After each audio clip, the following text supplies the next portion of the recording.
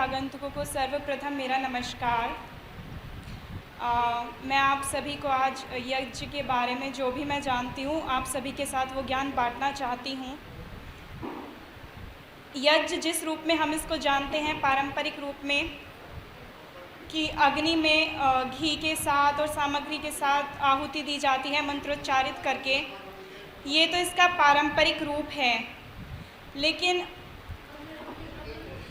यज्ञ का जो असली अर्थ है वो है शुद्धि की क्रिया।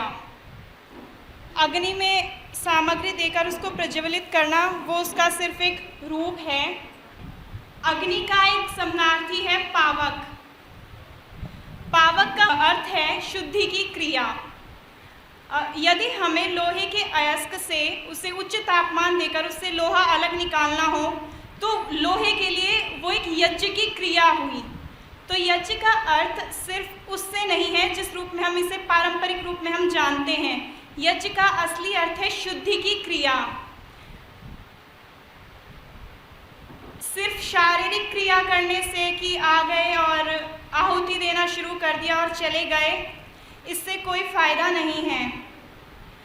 आज का समय ऐसा है, हमारे चारों तरफ इतनी नकारात्मकता है, इतना केओस है, उसमें अपनी उपस्थिति को बनाए रखना, इस भीड़ तंत्र में अपने आप को, अपनी नैतिकता को बचाए रखना बहुत ज़रूरी है।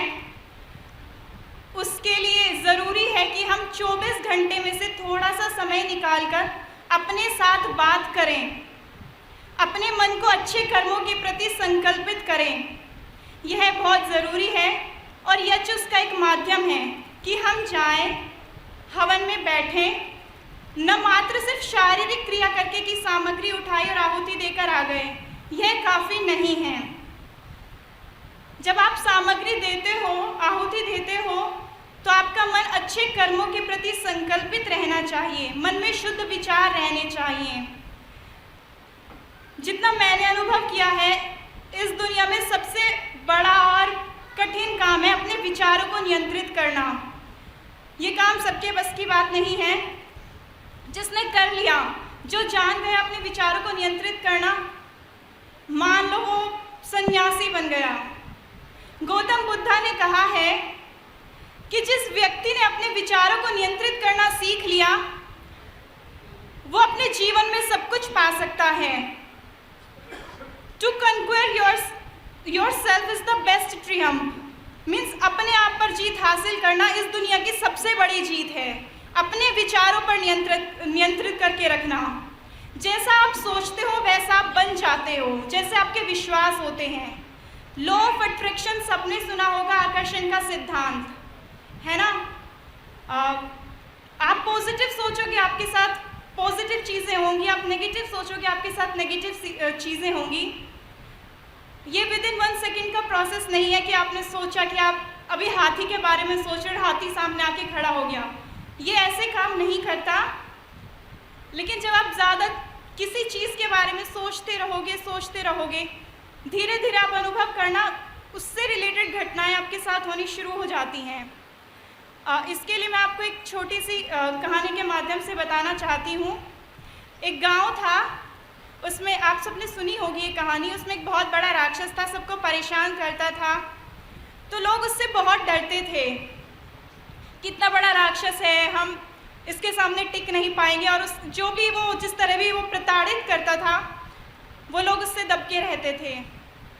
फिर कोई आया वहाँ पे और उसने कहा, तुम इसको मारते क्यों नहीं, क्यों इससे इतनी प्रताड़नाएं झेलते हो।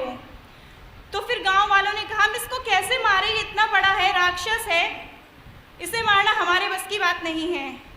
तब उस साधु संत ने कहा, इतना नकारात्मक क्यों सोचते हो, ज़रा सकारात्मक सोचो कि वो इतना बड़ा है, उस पर आप जो भी निशाना लगाओगे वो अचूक नहीं होगा। आप उसे कहीं भी मारो, वो ज़रूर ना ज़रूर लगेगा, वो अचूक नहीं होगा। तो सब गांव वालों ने मिलकर उस पर निशाना साधना शुरू किया। किसी का भी निशाना अचूक नहीं हुआ क्योंकि उसका साइज़ इतना बड़ा था। और अंततः राक्षस की मृत्यु हो गई और गांव वाले खुश हो गए। तो अंतर सिर्फ इतना सा है, जब वो पहले नकारात्मक रूप में सोच रहे थे कि इतना बड़ा राक्षस है और हम इसे मार नहीं पाएंगे, ये हमारे बस की बात नहीं है, और जब दूसरी तरफ उन्होंने सकारात्मक तरीके से सोचना शुरू किया कि इतना बड़ा राक्षस है, इस पर कहीं पर भी निशाना लगाओ, निशाना अचूक नहीं होगा, तो राक्षस की मृत्यु हो गई। तो कहने का तात्पर्य सिर्फ इतना सा है, हमें अपने विचारों की शुद्धि करनी है। आपका जैसा विचार होगा वैसा आपका व्यवहार होगा, जैसा व्यवहार होगा वैसा व्यक्तित्व होगा। और यज् उस चीज़ का एक माध्यम है, यज् एक वैज्ञानिक विधि है।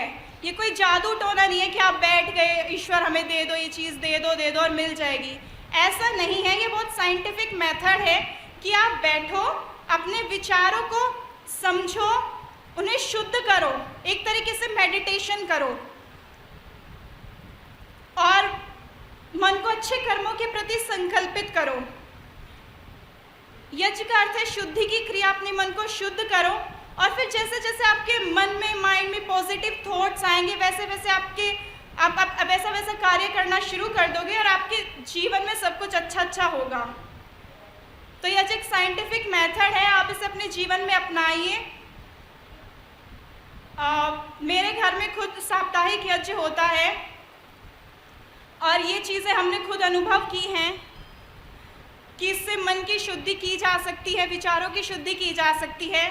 जैसा गुरुजी भी बताते हैं कि अगर आपके पास समय ना हो कि आप लकड़ी जुटाएं और सब कुछ डेली इसी तरीके से करें, तो हवन की एक छोटी सी पुस्तिका है, आप सिर्फ मंत्रोच्चारित करके भी मीन्स मन में ऐसे उसे भी हवन का ही एक रूप कहा जा सकता है। एक छोटी सी पुस्तिका है, उसमें पूरी विधि है। अगर आप रोज़ाना ये सामर्थ्य नहीं रखते कि लकड़ी जुटाएं, घी जुटाएं और सामग्री जुटाएं और उसी विधि से हवन करें, तो आप आत्मिक यज्ञ उसको बोलते हैं, आत्मिक यज्ञ भी कर सकते हैं, जो वास्तव में बहुत अच्छा है, जिसके परिणाम वास्तव में बहुत अच्छे हैं। ये चीज़ें मैंने खुद अनुभव की है, इसीलिए बता रही हूँ। तो वो कीजिए।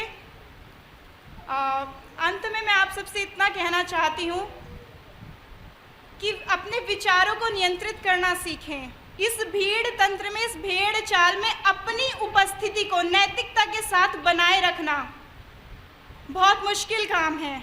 इसलिए ज़रूरी है कि 24 घंटे में आप अपने लिए थोड़ा सा समय निकालिए और अपने आप से बातें कीजिए और अपने मन का शुद्धिकरण कीजिए। मुझे इतने धैर्य और स्नेह के साथ सुनने के लिए आप सबका बहुत बहुत धन्यवाद। प्रांगण में आए हुए सभी अतिथियों को सर्वप्रथम मेरा नमस्कार। हम सब मंथली यज्ञ में आते हैं और मेन थिंग है, हम यहाँ से एक्सट्रैक्ट क्या करके जाते हैं, यहाँ से लेके क्या जाते हैं, सीख कर क्या जाते हैं। यहाँ आना और आकर चले जाना, आहुति देना, ये सफिशिएंट नहीं है। यज्ञ का मेन मतलब होता है, इससे हमें आत्मिक शांति मिलती है, हमारी आत्मा की खुराक होती है। आत्मिक शांति मतलब हम इससे ध्यान कर पाते हैं।